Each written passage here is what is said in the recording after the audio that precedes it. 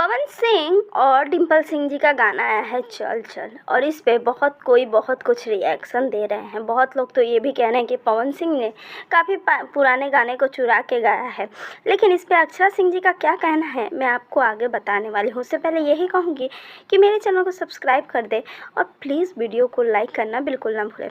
अक्षरा सिंह इन सब बातों पर ज़्यादा ध्यान तो देते नहीं हैं, लेकिन उनका एक QAN जो होता है, जो कि इंस्टाग्राम के स्टोरी पे वो लगाती हैं, बहुत सारी वीडियो जो भी उनके फैंस उनसे सवाल पूछते हैं उन्हीं का जवाब देते हुए अक्षरा सिंह जी से हाल ही फिलहाल में पूछा गया था कि चोरी का गाने पे आप क्या कहना चाहती हैं। इस पर अक्षरा सिंह ने कहा था कि मैं उस पर कुछ नहीं बोलूँगी, क्योंकि इसमें सिंगरों का कोई दोष नहीं होता है।